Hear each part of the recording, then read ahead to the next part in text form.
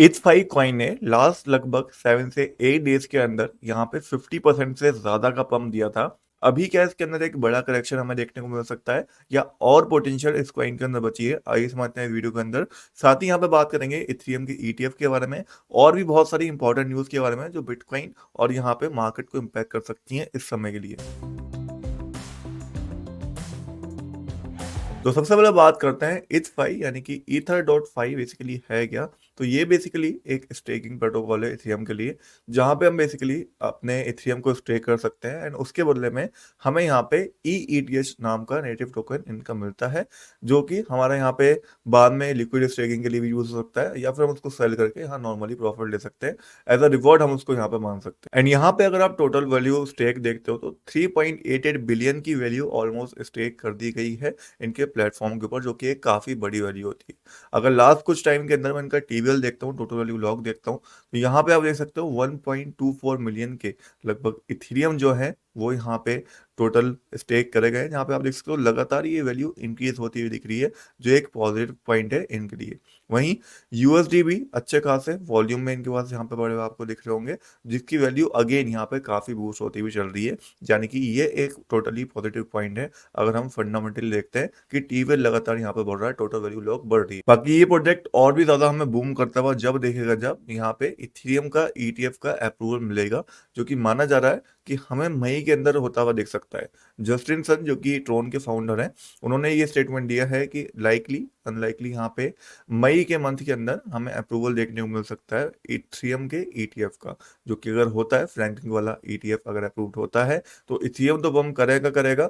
साथ ही इथेरियम के इकोसिस्टम के ये जो कॉइन आप देख रहे हो शिबा इनू, डाई या फिर यहाँ पे MNT, रेंडर, आर्बिट्रम, ये भी परफॉर्म करते हुए देखेंगे। एंड उनमें सबसे पहला जो कॉइन होगा वो मेरे हिसाब से इथफाई होगा। क्यों? क्योंकि यहाँ पे इथेरियम को स्टेक करा जाता है एंड जाहिर सी बात है अगर इथेरियम का ईटीएफ अप्रूव होता है तो इथेरियम लोग ज्यादा से ज्यादा बाय करेंगे एंड ज्यादा से ज्यादा बाय करेंगे, होल्ड करने के लिए करेंगे, तो यहाँ पे स्टेकिंग भी उसकी करेंगे। एंड स्टेकिंग के लिए इस समय पे सबसे जो फेमस प्लेटफॉर्म यहाँ पे चल रहा है वो यहाँ पे यही चल रहा है इथफाई, जहाँ पे आप देख सकते हो टोटल वैल्यू लोग लगातार बढ़ रही है, लोग ज्यादा इथेरियम को बाय कर रहे हैं एंड यहाँ पे आगे स्टेक कर रहे हैं। तो बहुत ज्यादा चांसेस रहेंगे कि हमें इथफाई भी वहां पे काफी ज्यादा इंक्रीज करता हुआ दिखे एंड एक अच्छा प्रॉफिट बनाता हुआ दिखे। बट इन सबको मतलब ये बिल्कुल नहीं है कि हम बिल्कुल अंधे होकर इसको बाय कर लें, हमें पता ही नहीं हो कि कहाँ पे बाय करना है कहाँ पे नहीं करना है।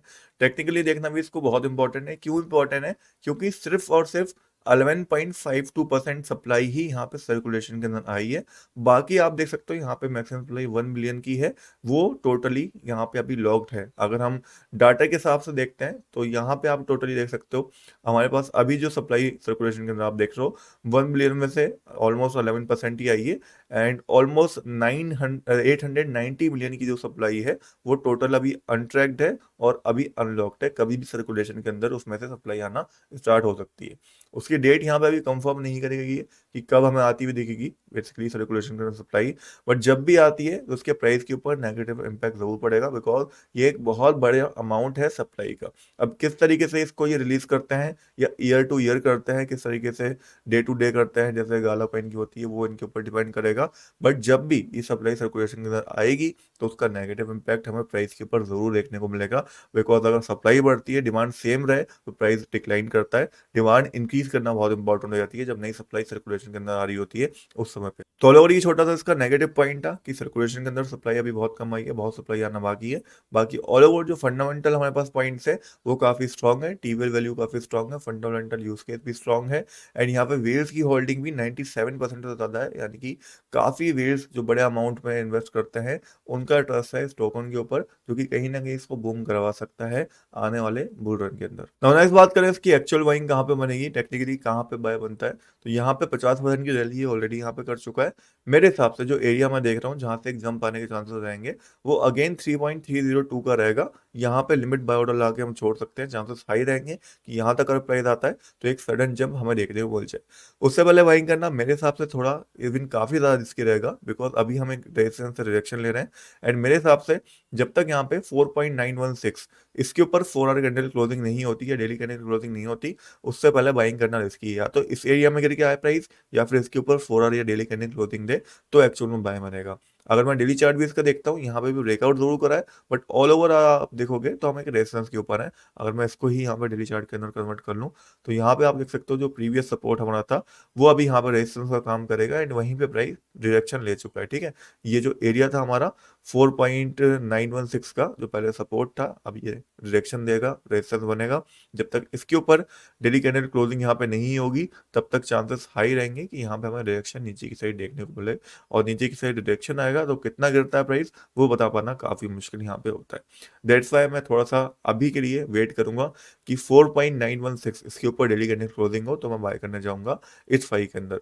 ऑल्सो दूसरा जो बाइंग एरिया मेरा रहेगा, अगर मुझे बाइंग करनी है तो मैं दूसरा जो मैंने आपको सपोर्ट बताया 3.303, यहाँ पे अगर प्राइस आता है एक बुलिश कैंडल बनाता है तो यहाँ पे बाइंग करने का मैं पर्सनली देखूंगा टेक्निकली। होपफुली आपको इस फाई का negative point, positive point, buying levels, selling levels clear हो गए होंगे यहाँ पे। ठीक है, टारगेट अगर मैं लेके चलूँ यहाँ पे तो $10 से $8 के बीच में हम टारगेट इसका लेके चल सकते हैं लॉन्ग रन के अंदर। नो नेक्स्ट अगर हम यहाँ पे बिटकॉइन का अपडेट लेते हैं तो 4 आवर चार्ट के अंदर बिटकॉइन आप देख सकते हो बेयरिश देखने को मिल रहा है। जो यहाँ पे हमारे पास बियर फ्लैग था उसको ब्रेक डाउन करा था नीचे की साइड, रिजेक्शन लेके फॉल करना स्टार्ट करा था।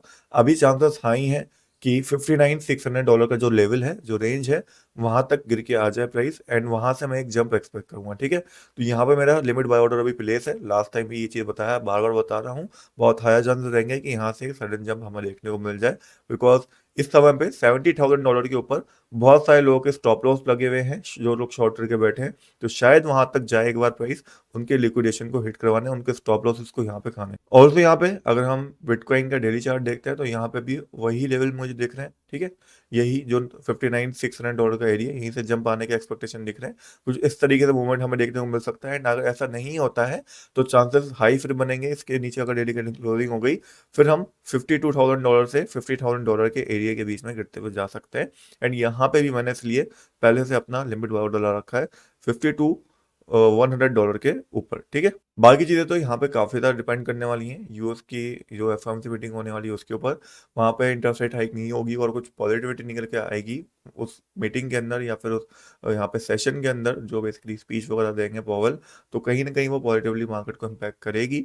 एंड उसका इम्पैक्ट हमें 1 मई को देखने को यहाँ पे मिलने वाला है। 1 मई को एफओएमसी की मीटिंग होगी, वहाँ पे डाटा हमारे सामने आएगा। अब जो भी डाटा आएगा उसका अपडेट कहाँ पे मिलेगा, उसका अपडेट आपको सबसे पहले मिलेगा मेरे टेलीग्राम के ऊपर। टेलीग्राम का लिंक डिस्क्रिप्शन के अंदर मैंने रखा है, ज्वाइन करना मत भूलिएगा।